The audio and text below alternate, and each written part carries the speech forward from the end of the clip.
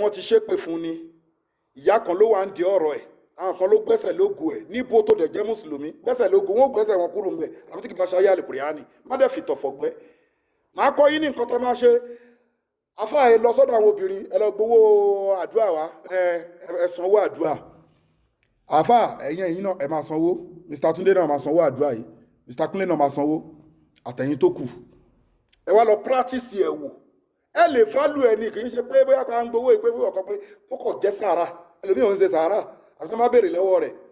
tí ó bó ṣe sanwó fún pé ìjọ tó fà fẹ́ sọ kínní kódà òye báyìí mo filẹ̀ yóò máa rí bẹ́ẹ̀ ni má pàdọ̀tí pọ̀ mọ́ lọ́hùn ọ̀nà wá dí afákò tó ra ayé ń ṣe kinní kan mi sọ pé kò sáyé iná owó yàrá kún wọ̀ wákọ̀ bí ìlú hun mi ní àìṣù látara òun náà ọlọ́run sọ fún wa ní Suratul Araf pé èṣù àtàwọn kọ̀ǹpánì ẹ̀ wọ́n ń wò yín o tẹ̀yìn ẹ̀dẹ̀ lè rí wọn ilé tó ń gbé àlìjọ̀nú ń gbé bẹ́ẹ̀ Amiru lórúkọ àlìjọ̀nú tẹ́ ọjọ́ ń gbé inú tọ́ílẹ̀tì àlìjọ̀nú wà ń bẹ̀ wọ́n wà káàkiri bẹ́ẹ̀ jínúlẹ̀ aṣíkì ló wọ́n bá ń ṣàjọṣepọ̀ lójú oorun so wọ́n pọ̀ bẹ́ẹ̀ àní pé kò sáyé àmọ́ nǹkan tó jẹ́ pé wọ́n máa rí ní bísínẹ́sì pọ̀ lèmi ń sọ ọlọ́fẹ̀sì ìsìláàmù lágbára wá lọ́dọ̀ wò o ti kọ lẹ́tà fún appointment ni o ti wáṣẹ́ ni òun wá físà ni òun wówó ni òun wọ́mọ ni gbogbo mọ́rọ̀ kò máa wá pé àfà ọ̀nà méjì ni tó o bá ti lè áìdà kó kà sí omi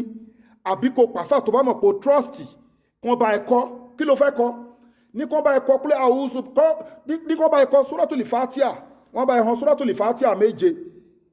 tó bá ti bá ẹ kọ́ Suratul Fatiha méje tó o bá lè kọ́ ká wàá bomi wàá kà sómi Suratul Fatiha méje kúlẹ̀ àwùjọ birabil falak méje kúlẹ̀ àwùjọ birabil nas méje Ayatul Kursiyu méje gẹ́tì ẹ̀ ń sìn wọ́n wá ní pé kán bá ẹ̀kọ́ yá Allahu yá Ganiyu yá Allahu yá Ganiyu wà ní kán bá ẹ̀kọ́ 100 times fọ́ pẹ̀lú ẹni omi tó mọ̀ pé ó mọ́ ẹbu oyin sí kó máa la ẹ̀kọ́ mú ní kán bá ẹ̀kọ́ bẹ̀ wọ́n lè bá ẹ̀kọ́ fún 7 days wọ́n lè bá ẹ̀kọ́ fún 9 days wọ́n lè bá ẹ̀kọ́ fún 21 days tó bá àmọ́ kọ nǹkan tí mo kà sílẹ̀ náà ni kó máa ṣe kó máa kà sómi kó máa kọ oyin sí kó máa mú lára rọ̀ kó wá máa ṣe yá Allahu yá Ganiyu 100 wà ní pọ́nà ẹ̀ á ṣí fi àdúrà yìí kẹ́ fi ránṣẹ́ àtẹ̀yìntẹ́ wa ń bí náà fàdúrà yẹn ránṣẹ́ ẹ WhatsApp wa lórí +2761295638 fi ránṣẹ́ fáwọn èèyàn kọ́lọ̀ ń tú àwọn èèyàn lẹ̀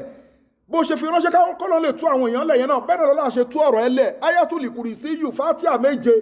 Ayatul Kursiyu méje kúlẹ̀ ọ̀sùn méjèèjì méje yá Allahu yá Ganiyu 100 times máa kà á òṣèládùá òun kà á sómi òun mú ni wọ́n bá ẹ̀kọ́ òun mú ni bísímìlláhì ọ̀nà àṣì nǹkan tó bá dẹ̀ wẹ̀ kó fi ṣe sàrà sẹ́kàntì àwọn aláìní